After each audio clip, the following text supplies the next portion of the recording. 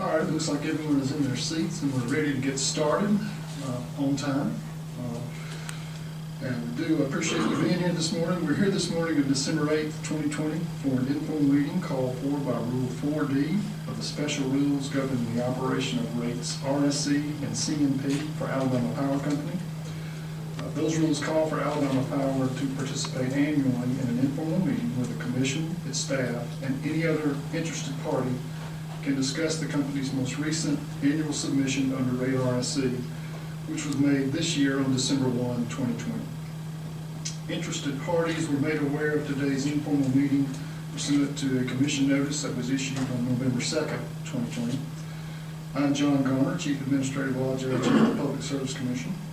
The format that we'll follow this morning is to first hear an overview of the most recent RSC filing from Alabama Power Company, and that will be followed by questions from the commission staff and other interested parties after that.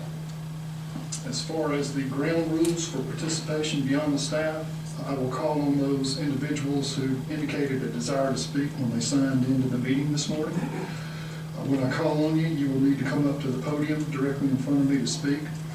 If you are not at one of these tables and you're not at the podium, then you should not attempt to interject into the proceedings.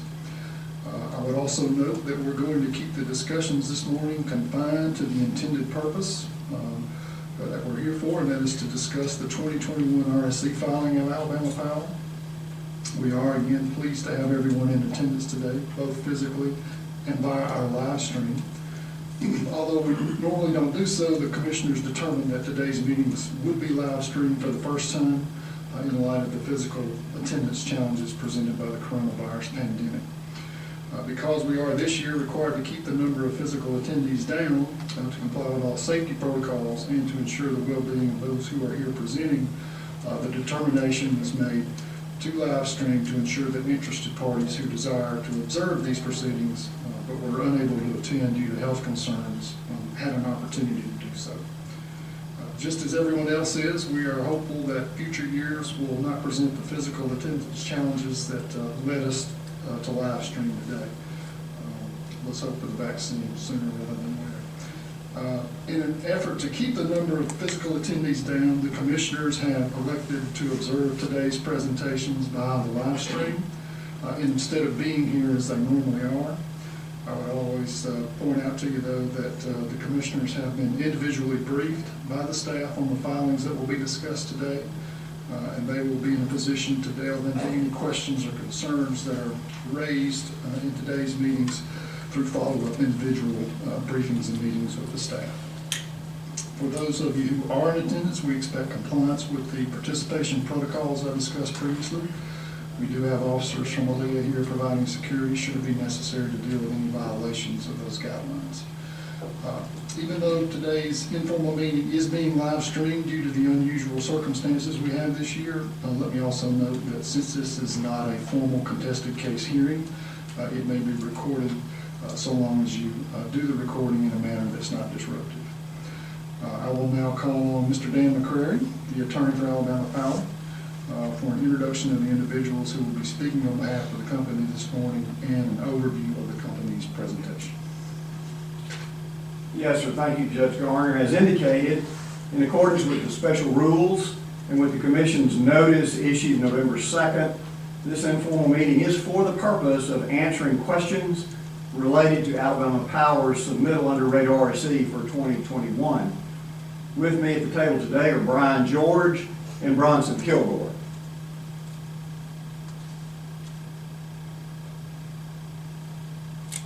Good morning. As Dan mentioned, my name is Brian George, and I'm an assistant treasurer with Alabama Power.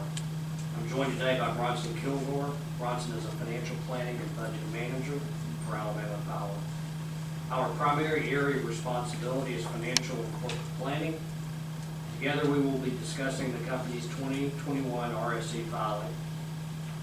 As indicated in the filing made on December the 1st, our 2021 RSC weighted return on average retail common equity falls below the specified return range. As a result, the rate RSC calculation produces an adjustment of approximately $228 million. When combined with the actions that occurred at last week's commission meeting, this increase, combined with a $103 million decrease in rate ECR, will result in a net increase of $125 million for 2021. Based on the company's current projection of retail electric revenues, the net adjustment will result in a 2% increase. We will now be happy to answer any questions that you might have. All right, let's begin with questions from the staff.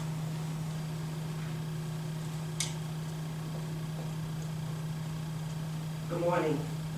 I'm Patricia Smith, the Public Utility Analyst Manager of the Electricity Policy Division here at the Commission.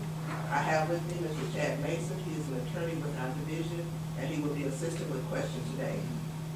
Under Title 37 of the Code of Alabama, the Commission is responsible for regulatory oversight of the rates and services of Alabama Power Company. In the execution of these duties, the Commission staff prepares financial analysis, economic evaluations, and statistical data assimilation. In addition, we present financial, operational, and management-related inquiries to Alabama Power Company to remain informed as to the manner and method in which the company conducts business. The staff expects and receives full and timely cooperation from Alabama Power Company in connection with such activities. The Commission's understanding of the company's operations and accounting practices facilitates our assessment of filing and information provided by the company. With this knowledge and perspective, we have prepared some questions related to rate RSC on 2021 that will be of an interest to those in attendance and via live stream. At this time, I will turn it over to Mr. Chad Mason to begin with the staff's questions. Good morning. On December 1st, 2020, Alabama Power filed information and calculations required under rate RSC and the special rules governing the operation of rate RSC of the Commission. The filing identified a rate adjustment for 2021, which is the first RSC adjustment since 2017. Could you identify and elaborate on the primary drivers for the RSC adjustment for 2021?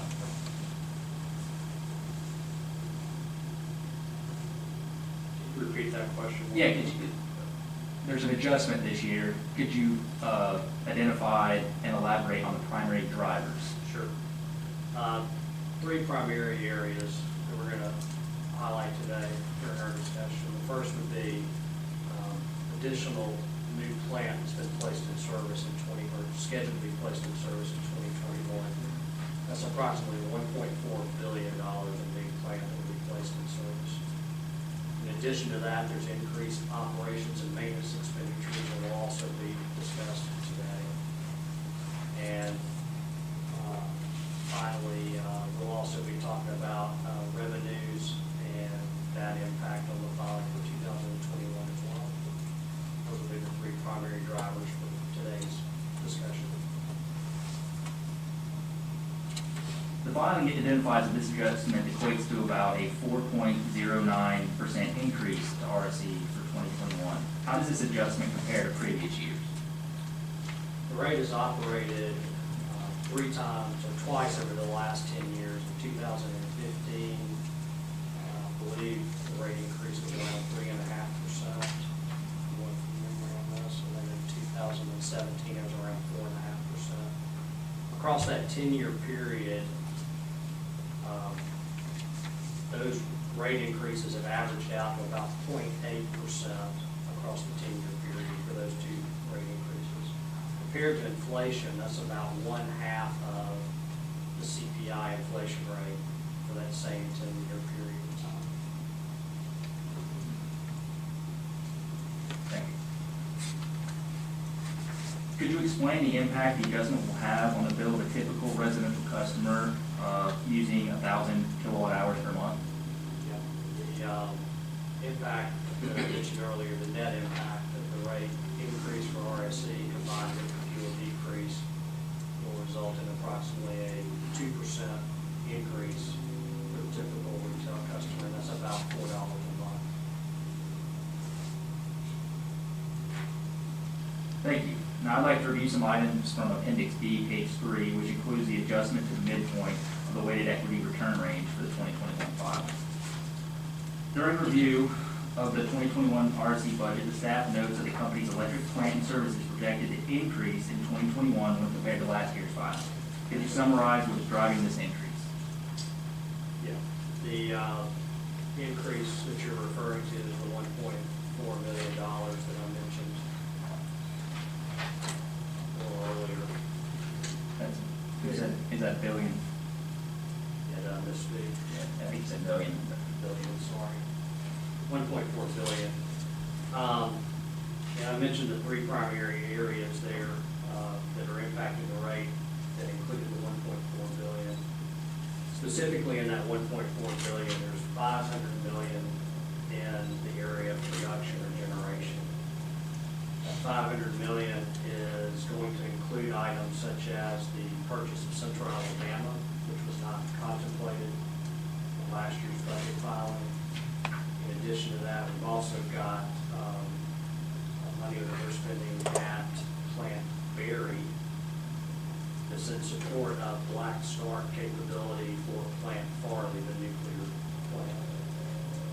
We've also included costs associated with normal steam retrofit projects that will occur as part of our planned outages in 2021. In the power delivery area, or transmission and distribution, there's approximately $590 million in increases in plant service that will come from that particular area. Two things of specific interest are a complete transmission substation rebuild, which will occur in the Birmingham area. It's the Bessemer Transmission Substation near Lakeshore Drive. The existing facility that's in place at this time is approximately 100 years old, and that particular site is a complete rebuild of that transmission substation. In addition to that, we're also doing some work in the Anniston-Oxford area in support of the Honda manufacturing plant and other Tier 2 suppliers within that area. And that project is a transmission extension of 10 miles. It's going to go from the Corona Span facility to the Honda manufacturing facility. That particular area has experienced growth, which required this additional source of power to come from a different part of the transmission system. The flow needs for that particular area have necessitated that particular addition. Finally, there's two significant transmission projects. One is a 66-mile reconductoring of a transmission line for the Bassett Creek Ferry corridor. And then there's also a central corridor project that's underway that will be a 90-mile transmission line rebuild. Finally, in the area of general plant, we'll be increasing plant service there by approximately $280 million in RSC. That includes a variety of different general projects that include the addition or replacement of fleet vehicles and rolling stocks and trailers, those types of things. We've also included in that area fiber optic communications equipment that will be added to the system. There are software projects that are included in that general plant area. That would include the renewal of our Microsoft Office contract and other software products like that. And then finally, there is just general plant projects and purchases that will occur just as part of the ordinary course of business. So combined, we're looking at $510 million of additions to plant and service in the production or generation area, $590 million in the power delivery, transmission and distribution area, and roughly $280 million in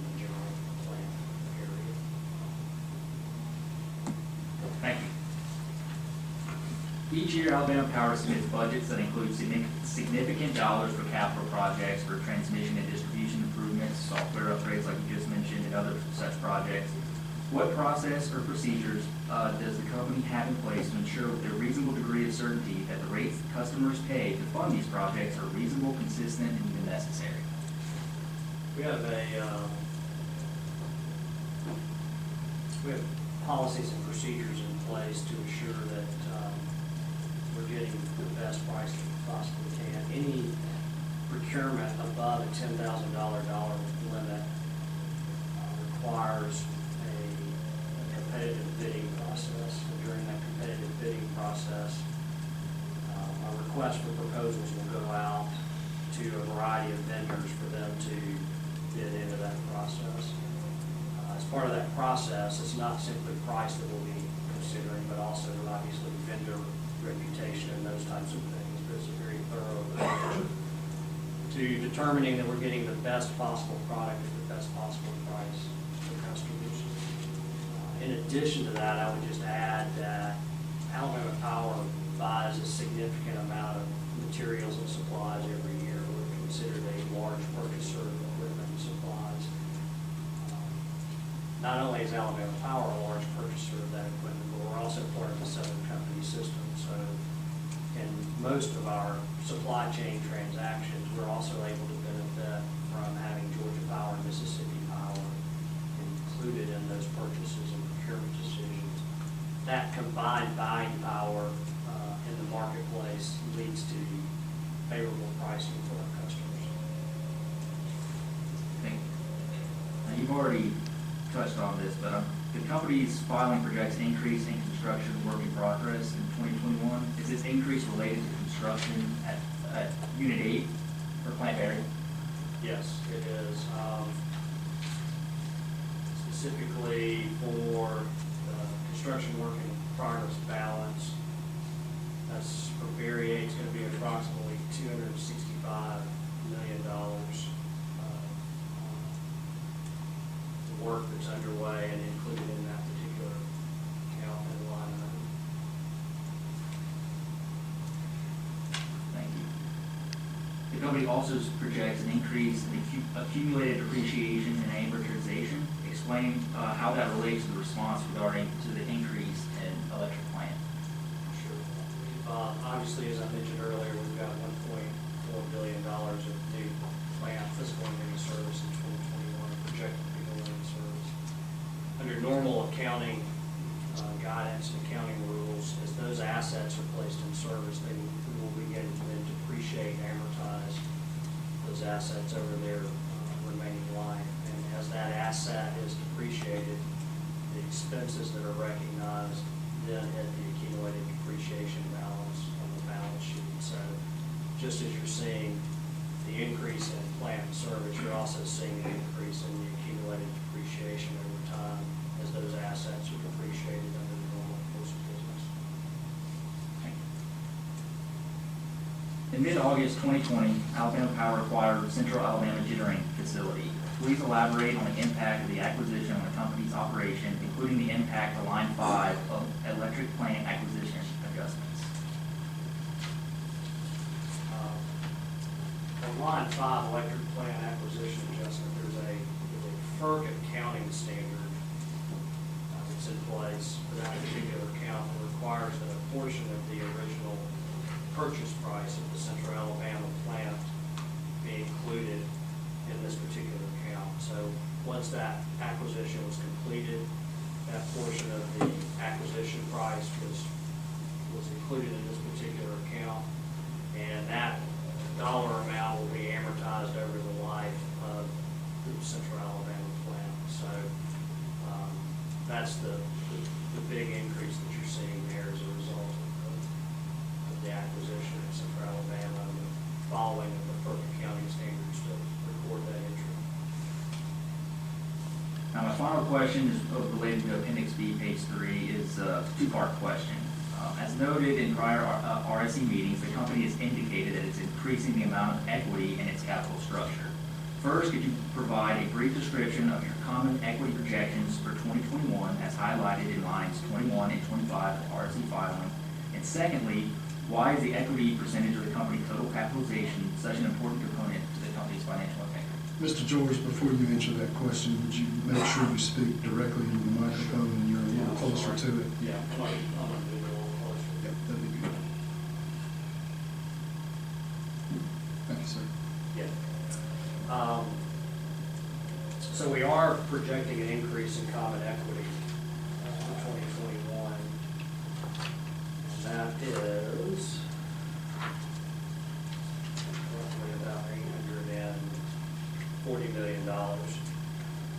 That increase in equity is coming primarily from an equity contribution from Southern Company to Alabama Power, and that dollar amount is roughly $575,000. In addition to that, you've also got miscellaneous paid in capital and also retained earnings that will add up to that total of $840 million increase. We're projecting an equity percentage at the end of 2021 of approximately 52%. And you asked specifically about why that was important. There's probably not any single measure of a company's financial integrity that's more important than the equity percentage as a percentage of the company's total capitalization. And the reason the rating agencies evaluate that particular metric, that particular quantitative metric, is because they appreciate the fact that that equity investment in the increase in that equity percentage goes toward strengthening the company's financial quality and financial integrity. Companies that have a lower percentage of equity relative to their total capitalization are viewed as a riskier investment by the rating agencies and are thus rated lower typically than customers that have a higher equity percentage as their overall mix of total capitalization. So the rating agencies obviously view that favorably. As you well know, the commission has directed the company to begin proceeding towards an equity percentage of 55%. The feedback that we've received from the rating agencies has been that that is viewed positively by them. And as I mentioned a little earlier, we are at 52%, or anticipating to be at 52% by year end. So we are well on our way to moving towards that 55% equity percentage of total capitalization.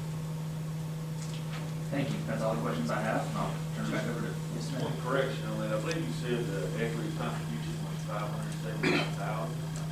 I'm sorry, $575,000. Just want to make sure that was correct. Judge, I'm sorry, I'm obviously, I hope it's just a fatigue factor and not something else, but you're right, it's $575 million. Thank you for that. That all from staff? That's all I have. No, Ms. Smith has a few more questions. All right, thank you. Mr. Mason reviewed some items from page 3. Now let's turn to page 4 of Appendix B and the following. The first line item is the company's sales of electricity, which is projected to increase approximately $174 million in 2021 as compared to 2020. Could you explain what is driving this increase in revenues? Sure, we go back to the $174 million increase is due to a combination of two things. One is retail revenues increasing by approximately $185 million, offset by a decrease in wholesale revenues of approximately $11 million. The retail revenue increase of $185 million is primarily driven by the RC adjustment that Brian mentioned earlier of $228 million, offset by a decrease in projected base rate revenues. Additionally, other retail revenues are projected to increase approximately $16 million. And the combination of all those is the $184 million or $185 million retail revenue increase. What is the company's load forecast for 2021, and how does this compare to the load forecast in last year's filing? The load forecast for 2021 as compared to the load forecast in last year's filing is lower, primarily driven by the near-term effects of COVID as well as energy efficiency improvements.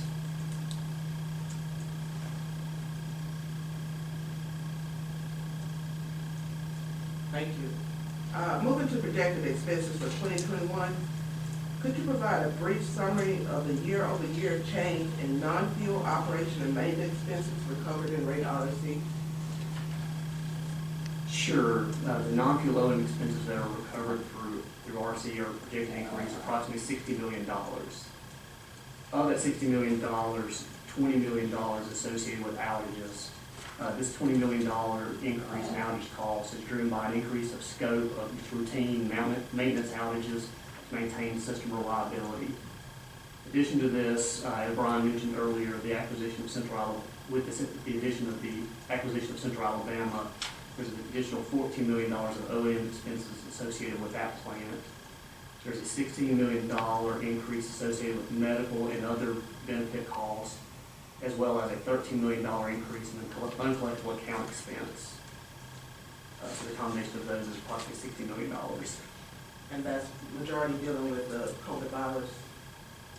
Which Little bit of one? those, the decreases you said in injuries, medical expenses? Yes, a couple. So the medical expenses, a portion of that is due to deferral of procedures from 2020 to 2021.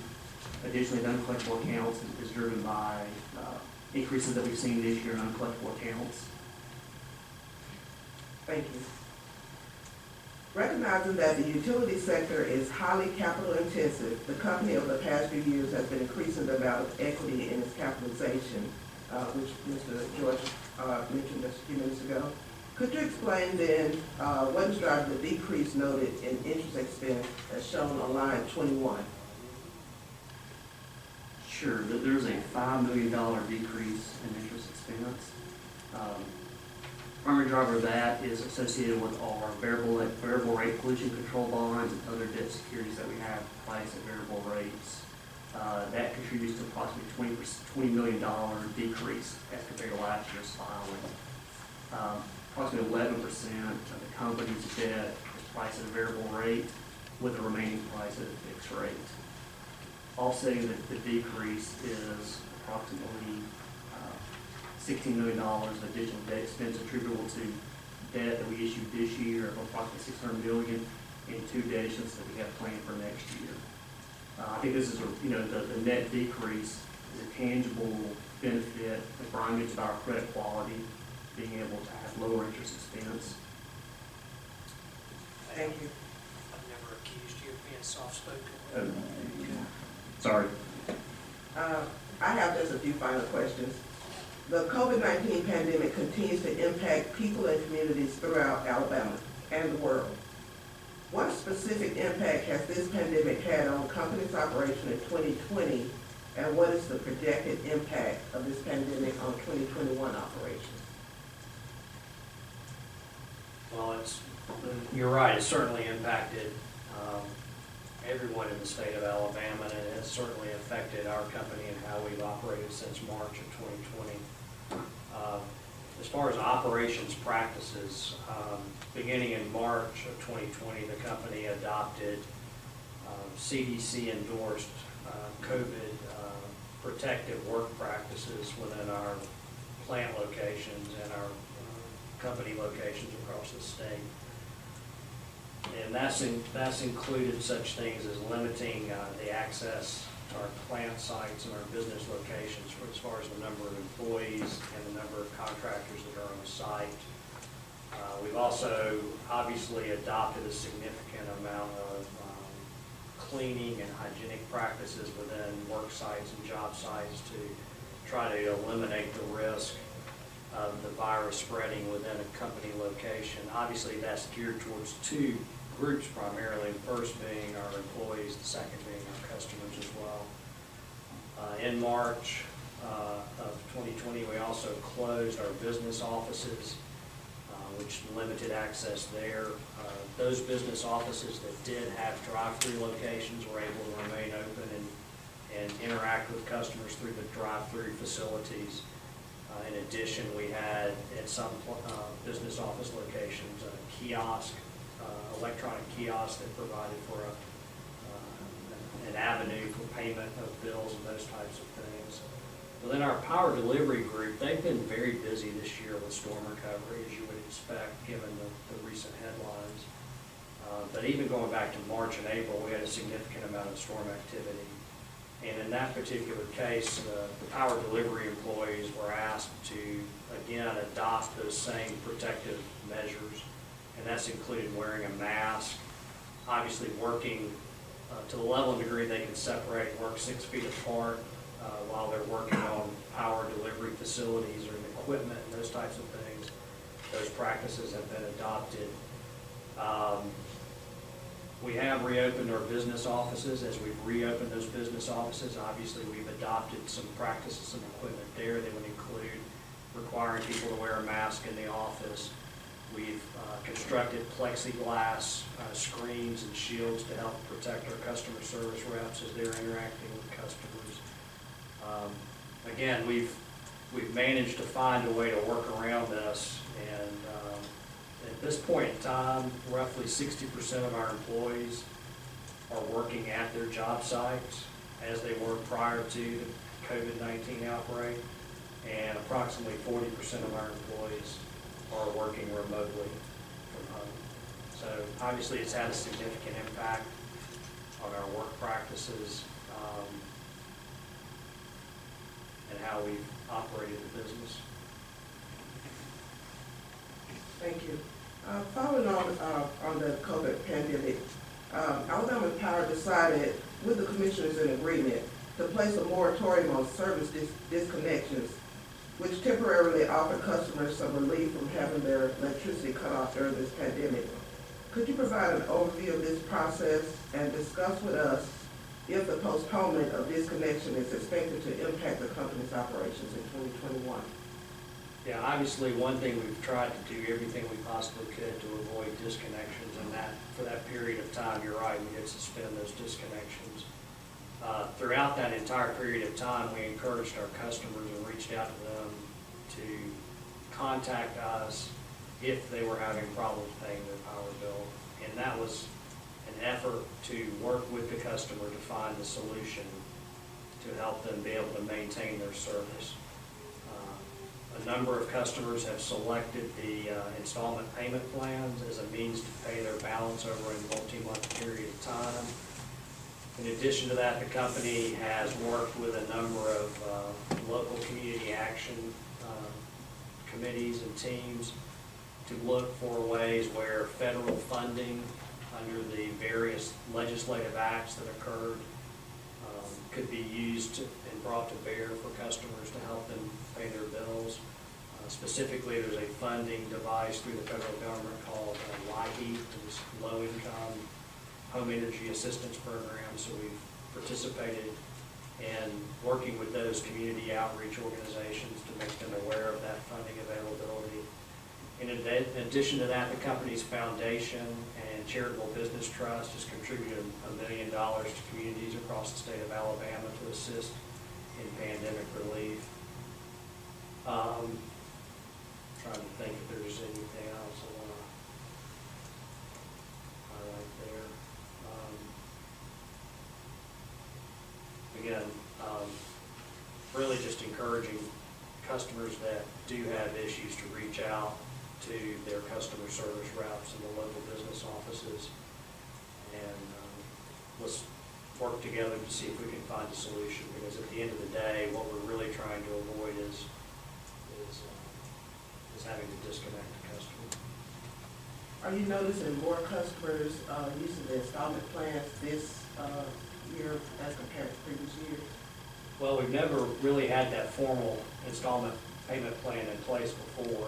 We've obviously worked with customers in the past to keep their service provided and worked, through informal channels to be able to make that work.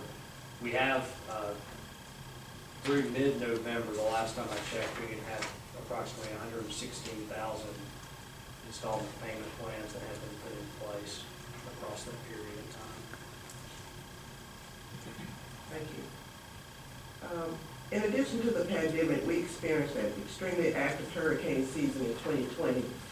Could you provide an update on the impact of Hurricanes Sally and Zeta on Alabama Power service territory, and summarize the company's restoration efforts following these two major events. Sure, I actually brought a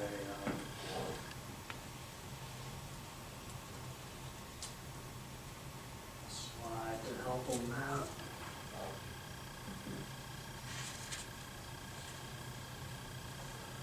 So you're right, in 2020, two major hurricanes came ashore in Alabama.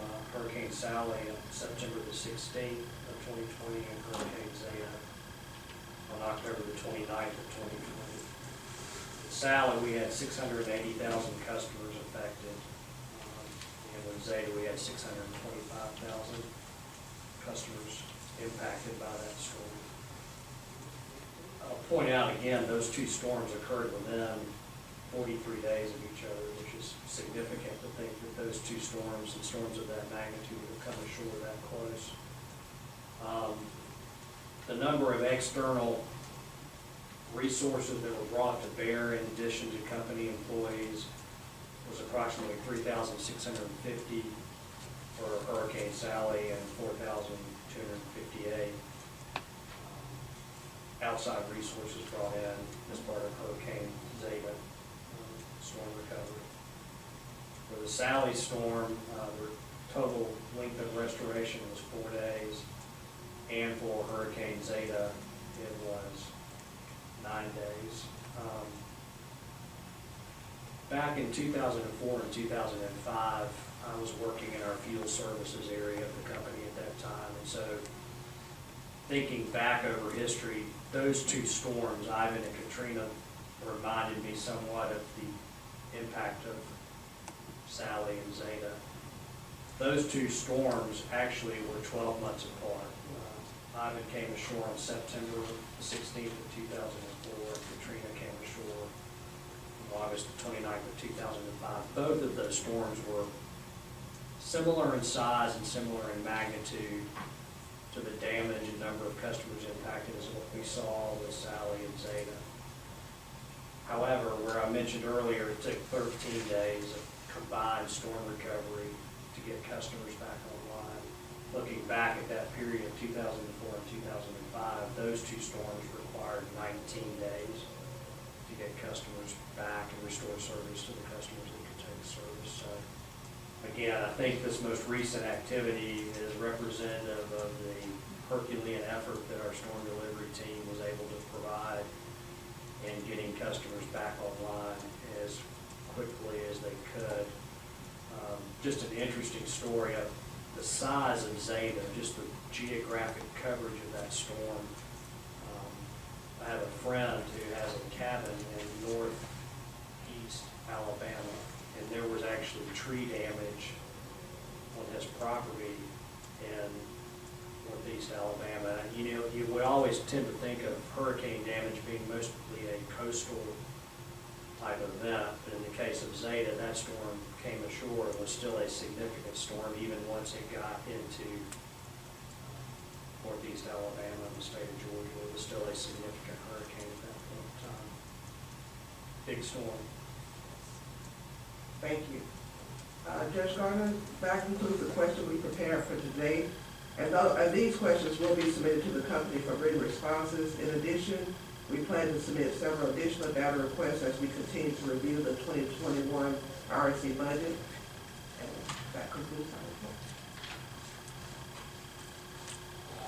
All right, if there's nothing further from staff, let's go ahead and move on to questions from interested parties. I believe we have 3 individuals who have signed up to propound some questions to the company. The first of those is Mr. Stephen Stetson of Sierra Club. Mr. Stetson, I see you're making your way to the podium. While you're doing that, let me just give a little bit of additional instruction. We do more questions, not statements, and the questions need to relate to the 2021 or 2021 RSC file. With that, go ahead, Mr. Stetson. Good morning, Judge Garner. I just did a procedural question, Judge Garner. Is there going to be a subsequent presentation by environmental compliance issues? I want to be sure that I'm limiting these questions to the RSC. Yes, it will commence probably immediately after this proceeding is concluded. Thank you so much. So, thank you for your presentation. In response to the question, y'all hear me okay? Put my mask on. Here? Green light. Green light means go. Thanks y'all for your presentation. In response to a question by Mr. Mason, I understood Mr. George, I believe it was, to say that the purchase of the Central Alabama gas plant facility was not contemplated in last year's filing. But we were here back in March for proceedings related to that capacity expansion proposal that was filed in September of 19. And those proceedings about these kind of proceedings about rate RSE were last year in December at this time. So my question is, why was the purchase of a gas-fired power plant that y'all knew you were trying to buy not considered in last year's proceedings? And just a question, are we asking about last year's filing? Do I understand the question? I'm asking why in this year's filing is the first time we're hearing about the inclusion of the Central Alabama facility. The reason it wasn't included in last year's filing is we didn't have the necessary approval to be able to include it in the RSC filing. It was subject to a certification process that was ongoing at that point in time. And without the necessary approval from the commission, we could not include it in the RSC filing. Thank you. So, this is a different subject. Just want to clear that up in response to that information surfacing. So, I think it was Mr. Kilgore said in response to Ms. Smith that, and correct me if I got this number wrong, is it $13 million in uncollectible debt?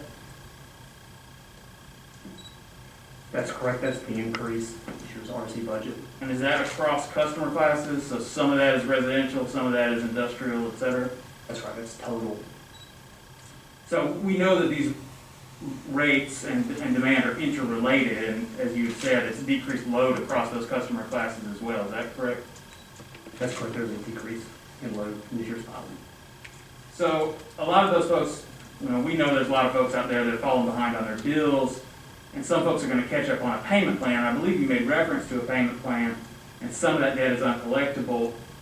So let me ask my question this way. I guess I have a couple questions about that. One is, in Georgia, we get monthly accounting from Georgia Power on disconnections and uncollectible debt, and I'm wondering what data Alabama Power makes public in this area aside from this once-a-year proceeding. We're getting a little bit far afield from the purposes that we're here. I realize you're asking your question in response to a question that was proposed by staff, but that was a pretty general question, getting down into the information that's provided. We can talk about what's in the budget and why it's there, but beyond that, that's beyond the scope of the proceeding. Okay, maybe I can ask you this way. Well, you can just tell me that is this or is this not the only opportunity we have to know about uncollectible debt that y'all have as a result of this decreased load from COVID? Again, this relates to the filing that was made and the $13 million that's in the budget. Okay. Beyond that, we're not going to talk process and get into that today. That's beyond the scope of what I want to do. Okay, maybe I can ask you just another question about the payment plans then. I understand what the final number is. Did I correctly hear you say it's 116,000 folks are on installment payment plans now in the past year? That was the number as of mid-November. Okay, starting from previous January, so it's almost a full year. Probably started in the March, April timeframe. So I guess my question about this filing is that is that window closed?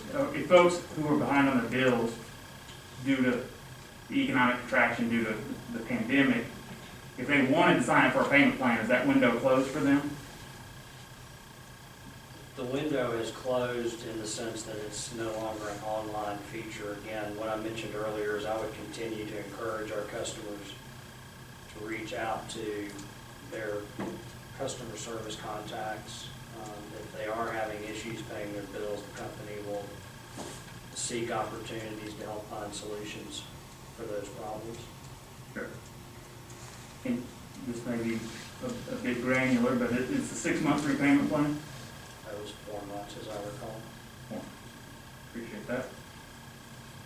I think the only other thing I have, Your Honor, is just appreciate the live streaming of these proceedings for folks at home, even though they may be watching and can't ask questions themselves. And just wanted to note that we exposed ourselves to some risk to be here, and would appreciate if commission staff would require the folks in the audience, everybody to wear a mask at this time. That would make me feel a lot safer sitting out in the audience.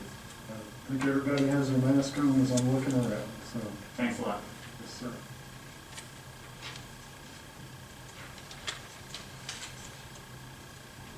All right, that brings us to Mr. Daniel Tate, Energy Alabama.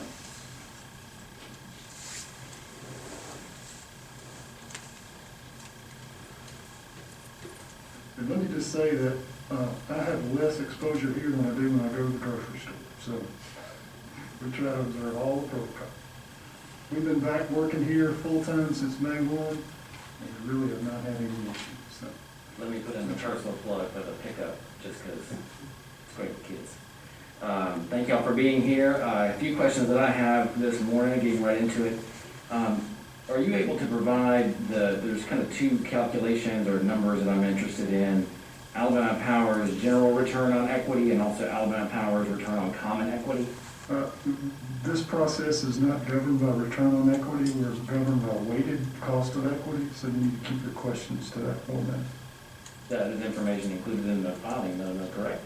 No, it's weighted cost of equity, Mr. Tate.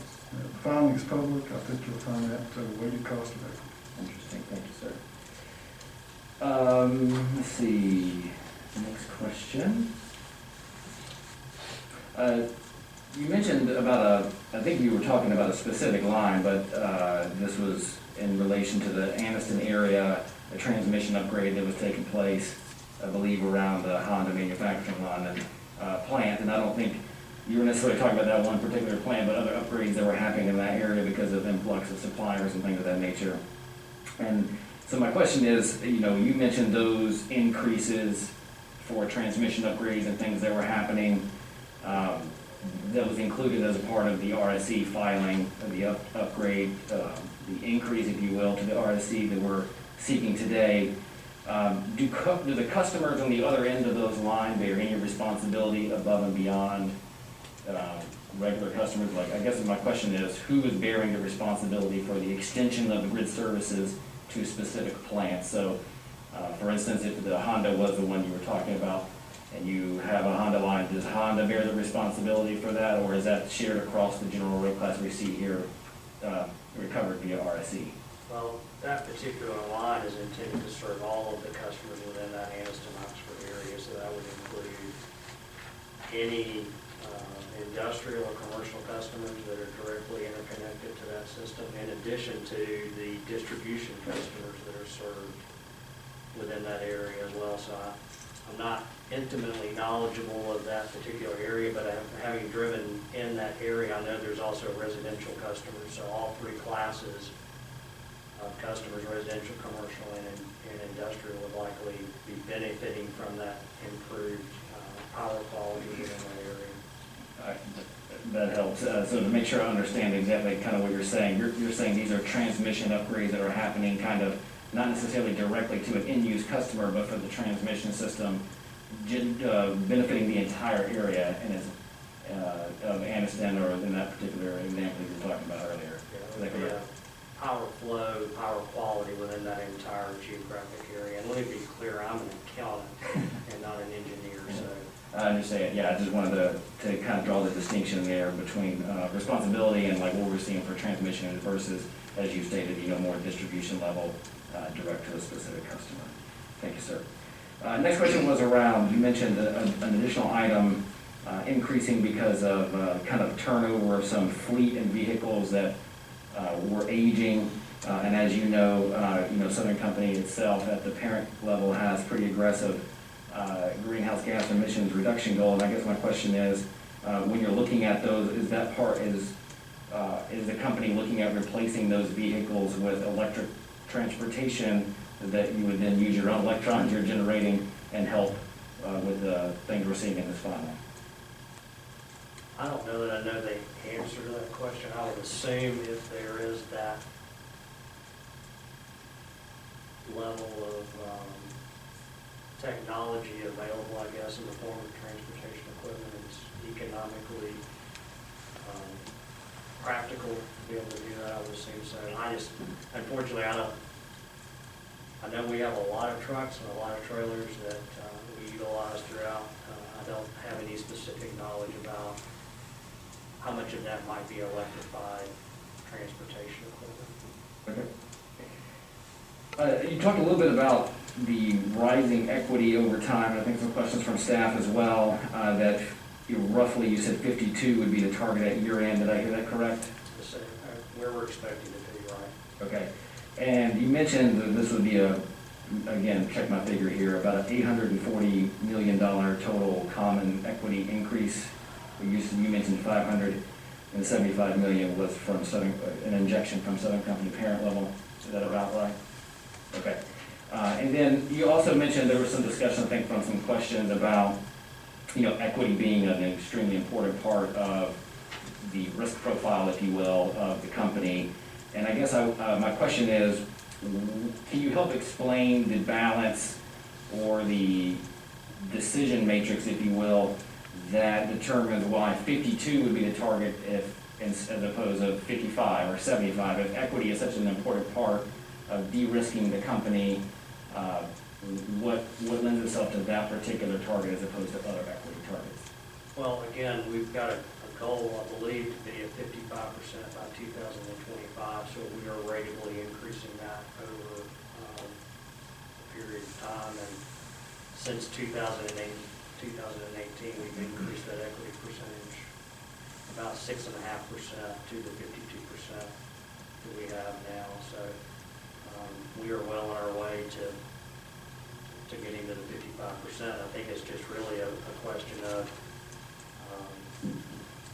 how much are we spending, what's the cash flows of the business, and what's a reasonable timeline, given our financial needs, to be able to get to that 55% target. Maybe a different way to ask the question or to follow on to that, and thank you for that, it's very helpful. What would be the benefits of higher, so your current target is 55, as you mentioned, what would be the benefits of an even higher equity target than that in terms of the financial health of the company? Going beyond 55%? Yeah, I guess my question is, if the target were 60, right, or I'm just making any number higher than 55, would that be beneficial in terms of the filing we're looking at today, like for this and future filing, that number would have been 55 or 60 or 65? Would that have benefited the company and our customers to be at a higher equity position? Because as we're raising, I'm assuming there's some benefit there over time, so I wonder why we stop at 55. I think 55% to be is a reasonable level of equity investment in the business at this point in time. There are utilities with more equity, but at this point in time, given the balance of equity and debt in the business, that seems like a fair spot to land, given the the goal of maintaining our credit quality. Would you agree with the assertion that debt is at an all-time low in terms of cost? Sure. It's cheaper to borrow money now than it has been. Mr. Kilgore pointed out that we had $600 million of debt back in August at 1.45, right? That's correct.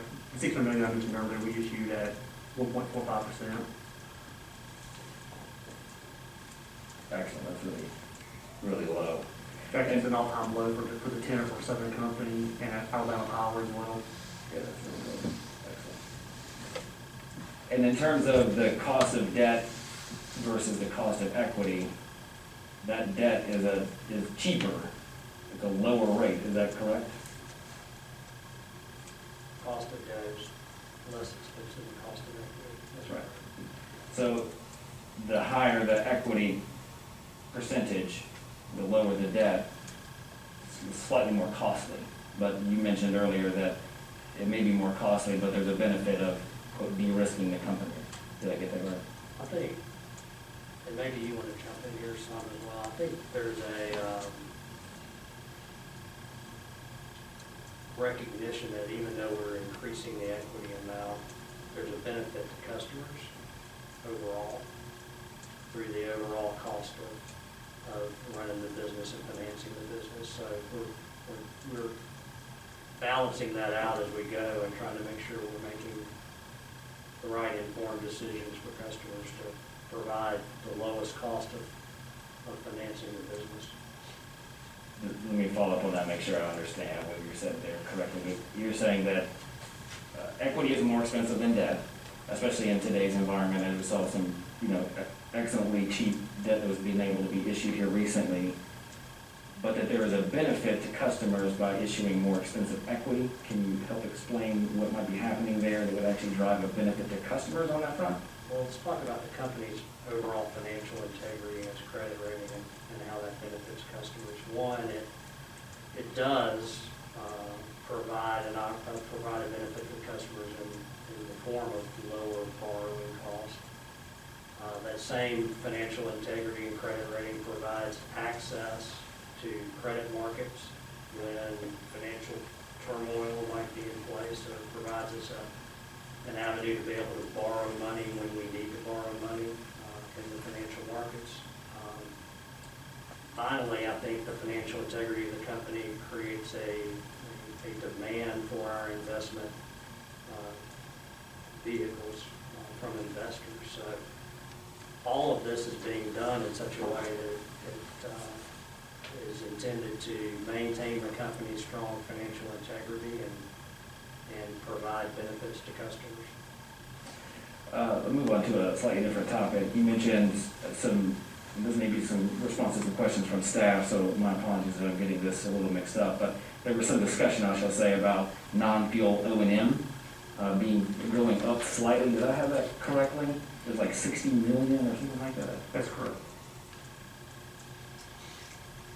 And I just wanted to ask, so, I listen in to earnings calls for Southern Company, and I have here recently been hearing, Southern Company CEO and other leadership with Southern Company talking about driving O&M down, largely in response to coronavirus, some of the things we've been talking about today because of the cash crunch or financial pressures that may put on the company. And, he's been talking about reductions in O&M across the entire fleet.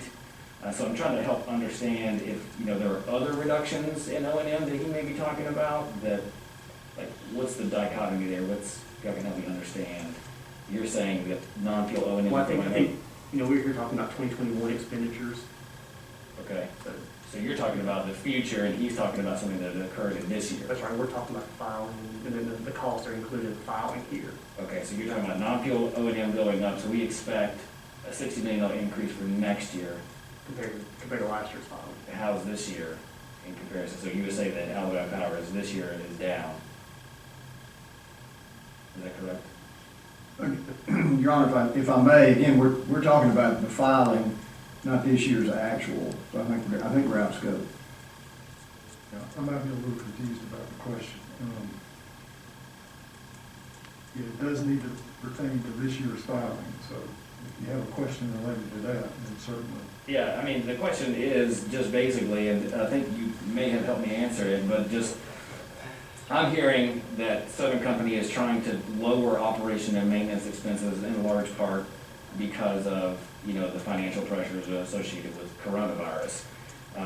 And then you're saying that, while that may be true, the filing that you have in front of us today is projecting an increase by $60 million in non-fuel O&M, but that's for next year, starting in January 1 of 2021. Is that correct? Yes, but what we're here to talk about is the 2021 filing, or the filing for year 2021. Okay, thank Which you. projects an increase. A couple more questions, and then I think I will have reached the end of my list. You mentioned earlier that there was about $13 million in uncollectible increase. Is that right? That's from previous years on average? Compared to last year's. Compared to last year. And did I hear that right? There was 116,000 people. Was that in reference to people who had taken you up on the offer of a payment plan? That's correct. Do we have any numbers or any information about what's driving the 13 million uncollectible? Is 116,000 that you referenced all captured in that $13 million uncollectible revenue? Or are there additionals that we know of that may not be, signed up for our payment plan, if you will? It's driven by, experiences that we've seen this year with an increase in uncollectible accounts, increase in past due amounts as well, so it's driving that increase. Okay, So that's a general expense in every year's budget. Correct. Bad debt expense is sort of a recognized business expense. We've certainly experienced a higher bad debt expense this year, given the impact of the coronavirus on customers. And what we've done is tried to anticipate some near-term carryover of that into 2021, and that's what's resulting in the $13 million increase from last year's budget and filing to this year's budget and filing. Does the company have any plans in 2021 to write off any debt associated with these delinquent customers above and beyond what was normally the plan, as you mentioned, for, like, there's always uncollectible accounts, there's always end up being some write-offs and things of that nature. Is that being also increased in the 2021 filing? I think this There's a reflection of it. Yeah, that 13 million is the recognition of the write-off of those So accounts. that's assumed to be not just uncollectible, but will be written off. Right. That's something assumed. I know there'll be an actual that will true it up and things of that nature, but that's the current assumption, is that right? That's the assumption for 2020. Okay. And then I have one final question. This is switching gears a little bit, but there was some discussion about the purchase of Central Alabama and the addition of Plant Berry Unit 8 into effectively the rate base of Alabama Power. And I guess I wondered, is there any difference in the way that the company treats certain assets that are under more of a power purchase agreement as opposed to things that are new power plant construction, as opposed to other things that you're buying a power plant in terms of how that's calculated in the rate base? Does that make sense? It does. So the acquisition of Central Alabama is unique. When we bought Central Alabama back in August, we also assumed an existing power sale agreement. So the full output of that facility is dedicated to a third party through mid-2023. So during that time period, we're going to be collecting revenues associated with that power purchase agreement. Those revenues are included in the filing on line 7. Those revenues will exceed the cost that both Brian and I talked about on the capital side or O&M side and other costs as well. So Central Alabama was unique in that there's a power purchase agreement associated with it through mid-2023, and that covers the cost.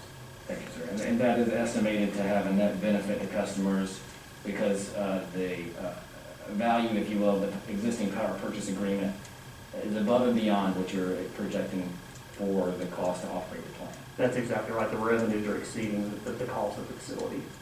Okay, very good. And that's all the questions I have. Thank you. Thank you, Mr. Stokes. Next, we have Mr. Keith Johnston from SELC.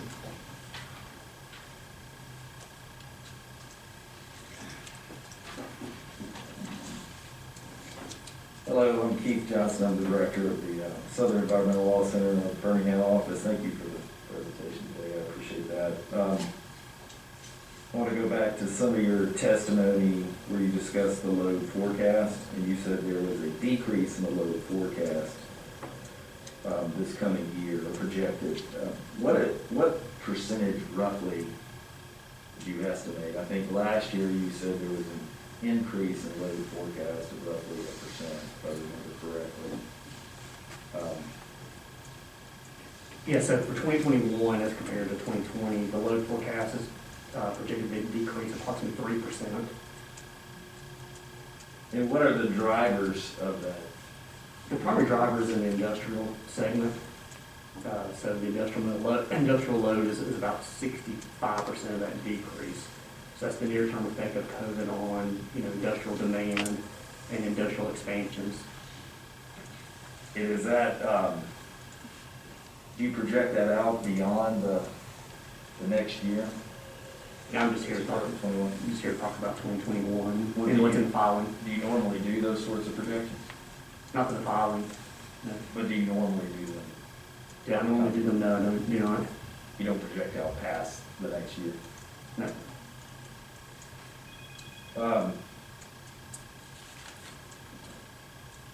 And then you were talking about the 1.4 billion, I think you said, that is going to plant and service this year, and part of that includes Central Alabama, is that correct? Yes. And then you discussed this Berry project called, I kind of missed that, was that Black Star? There is an NRC requirement for Plant Farley for it to have, to be able to basically, in the event of a blackout, to have a source of generation from outside the plant site that can repower the nuclear unit and get it back up and running following a blackout event. Right now, the asset that currently supports Plant Farley is located at Plant Smith in Florida and part of Gulf Power. With the sale of Gulf Power to Florida Power and Light, that system asset will no longer be a part of the southern system. So we are putting in reciprocating engines at Plant Berry, which would facilitate the ability of Plant Berry to resume power within the plant site and get those units up and running, and those units within Plant Berry would then be used as the resource for a Black Star operation at Plant Farley. Black Star. The reference was to the Black Star capability at Plant Berry and the assets required to be able to do that at Plant Berry in support of Plant Farley. And so are those auxiliary units at Berry? Again, I'm an accountant. From what I understand, you have to be able to get Plant Berry up and running physically, assuming you don't have any other source of power from outside to get Plant Berry up and running. Once Plant Berry is up and running, those assets would then be used to repower the nuclear facility in the event of a complete blackout across the system. And what are those units at Plant Berry? Do you know? Like, Do I know which? what are units? those units? Are those new units or are those existing units? As far as the Black Star? Correct. I've probably exhausted my technical know-how at this point in time. And on Plant Farley, did the Nuclear Regulatory Commission just increase the load at Plant Farley? The Regulatory Commission just increased. Just authorize an increase in the electrical generation at Plant Farley. Yeah, I think we've been doing some work there that's resulted in, what you're speaking to, I think the work we've done at Plant Farley resulted in additional megawatts. Right, that's what I'm asking. And do you know the increase in those megawatts? Recall somewhere in the, and I'm grabbing this from memory, I was gonna say somewhere in the neighborhood of 8 to 15, something in that range from the upgrade. And will that decrease load or generation across the Alabama Power System for 2021? Decrease, will that increase in electrical generation at Farley decrease the amount of electrical generation at existing units on Alabama Power It will System? be available to serve the customers of Alabama Power. You discussed another part of that 1.4 billion plant in service was this transmission extension from Kronospan, I believe you said, to Honda. And what is that extension? Is Kronospan the generator there? Now, Kronospan is a industrial customer. It's just a location along the system. The transmission system is the starting point for this line extension. It's a 10-mile line from that particular facility to the Honda manufacturing plant. So it's basically just the nodule or the spoke for the extension. Again, I'm an accountant, but there's a power flow that operates in that area, and this will be a second source of power into that particular area through the transmission system. And you had also mentioned the construction work in progress that is part of this plant and service at Berry Unit 8.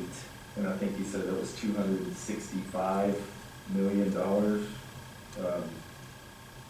for 2021, correct? Yes, at the end of 2021. And for work that's what's the work underway? Unit 8. We're beginning construction of the plant. Any more details than that? Well, again, he's here for the accounting purposes, so we're getting beyond the scope of what he's prepared for, so. When we get into that granularity.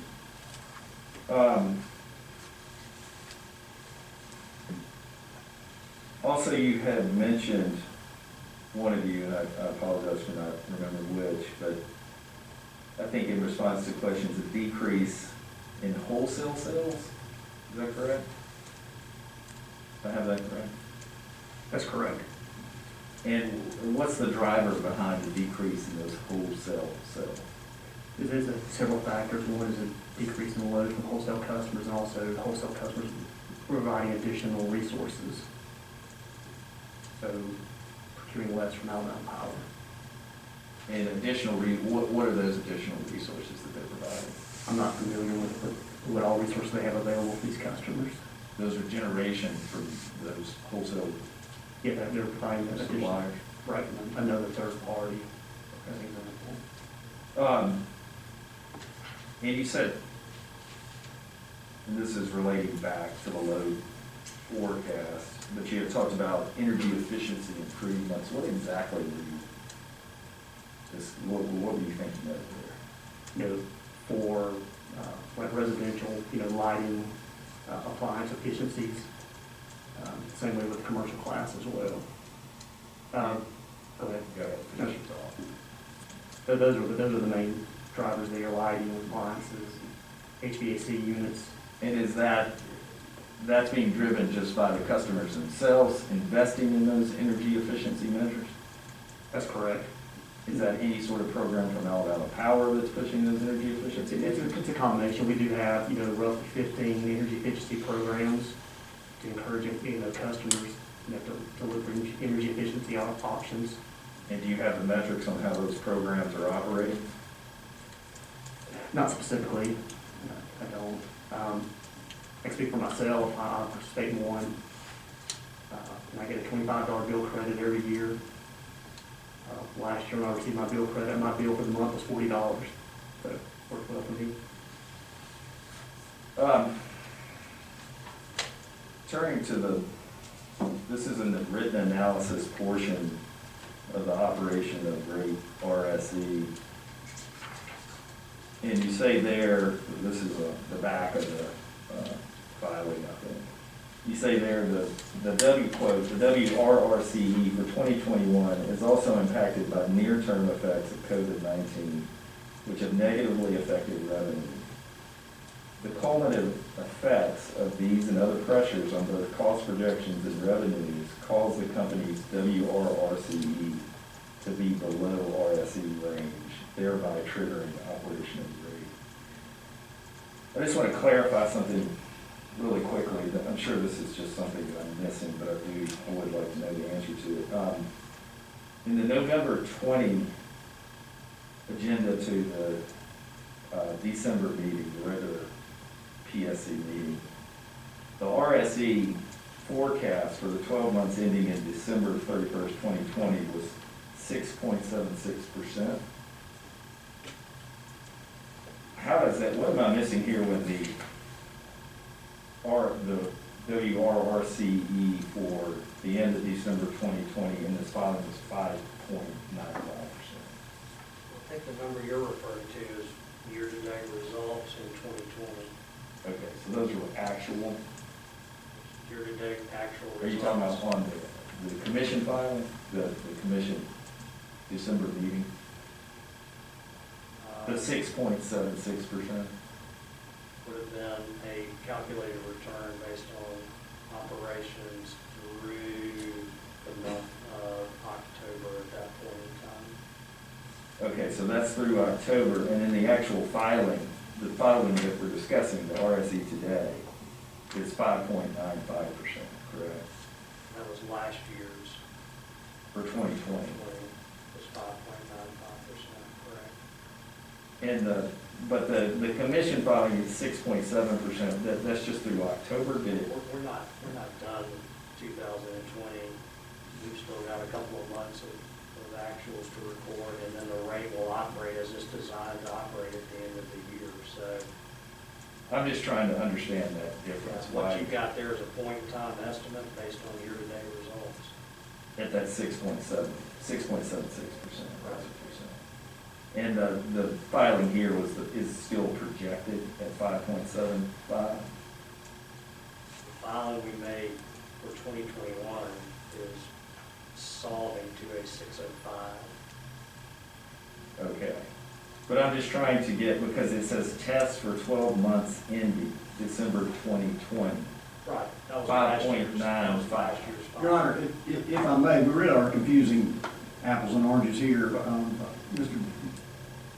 Johnson is referring to the current reporting for year 2020, partially actual, partially budgeted for the balance of the year, which is completely different than the projection for 2021 as reflected in the filing, which is what we're here about today. I think he's trying to understand that. Yeah, that's what I'm trying to get at. Thank you, Mr. McCreary, I appreciate it, but I still don't really understand the 5.95%. That was last year's Okay, filing and the resulting WRRCE that came from that filing. okay. So what you've got on the right-hand side is last year's filing,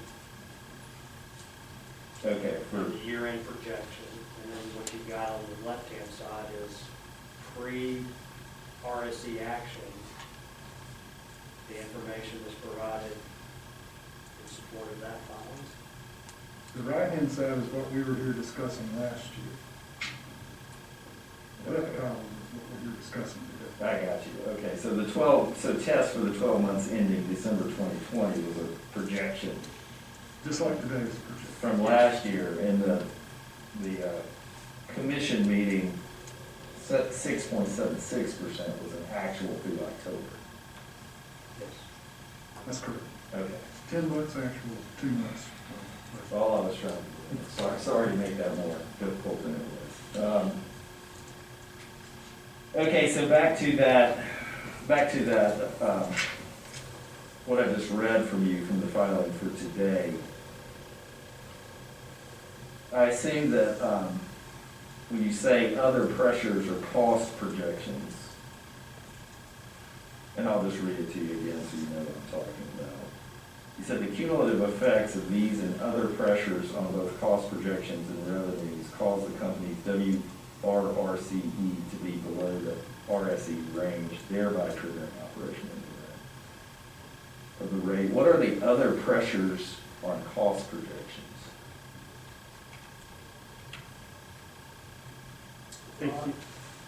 The other costs aren't specifically mentioned here, or maybe previously, depreciation costs, associated with the plant service that Brian mentioned of the 1.4 billion, there are also depreciation costs associated with that, property taxes associated with those investments as well.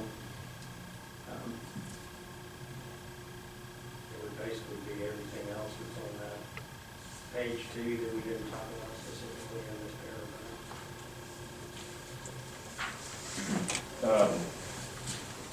And then you said that the near-term effects of COVID-19 have negatively affected revenue. I assume that means revenue has gone down because of the near-term effects of COVID-19. That's correct. And then what are your forecasts for revenue for the next year? I mean, are they still affected by COVID-19 revenue? For 2021? 2021, correct? Yep. And that's what we've been talking about, here, as I was mentioning earlier, the load, it's talking about, the load impact is for 2021, so the revenues are down as well, and that's approximately $50 million decrease from last year's filing. And what about those long-term effects? Like I mentioned earlier, the filing is just for 2021, and that's what we're here to talk about, is the load forecast for, it's embedded in the filing here. It is worth mentioning, though, that, as I mentioned, that, one of the primary drivers of the decrease in industrial load. We maintain, an active economic development to attract new customers to the state. We recently cited as a top 20 utility in the area of economic development. And as we look at our load for 2021 compared to what our current projections are for 2020, we're seeing an increase in load of about 3%. So an increase in load compared to what we've experienced year to date and our projections for the balance of 2020. So we're seeing a rebound in load.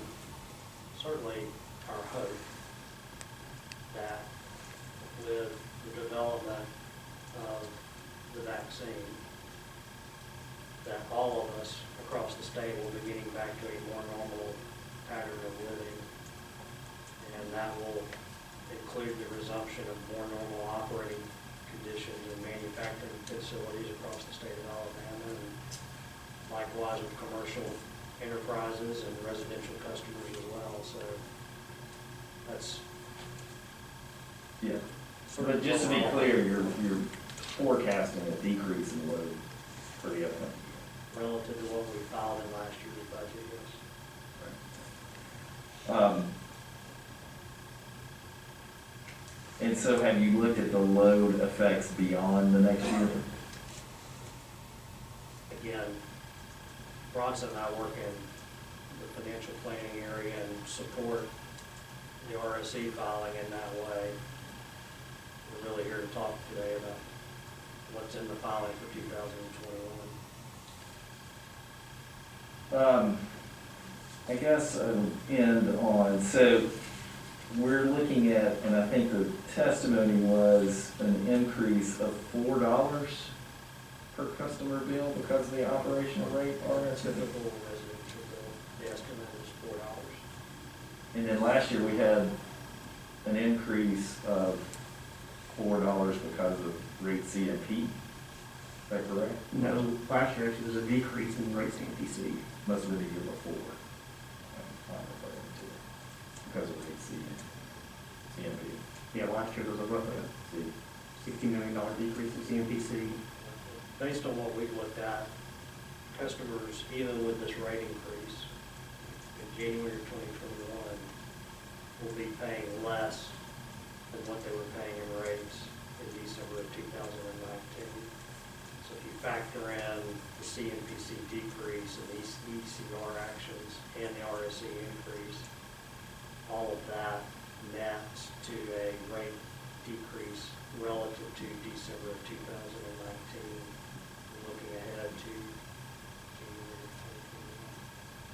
so a rate decrease for January 2021?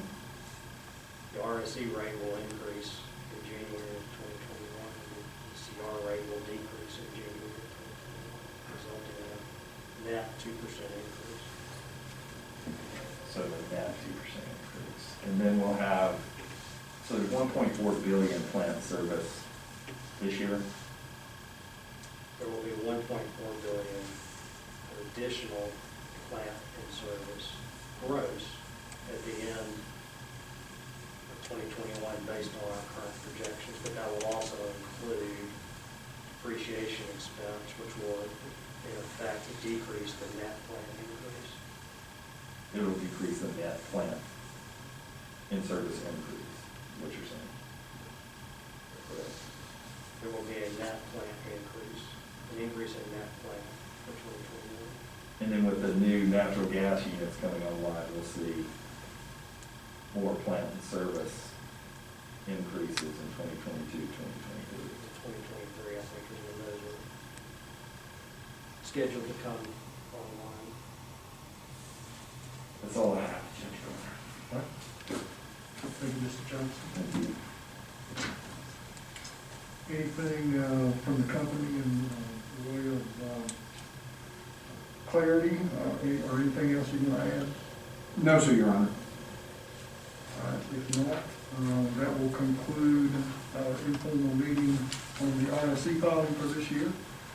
Let's take about a 10-minute break and we'll come back and initiate the informal meeting for CMPC. We're off the record for 10 minutes.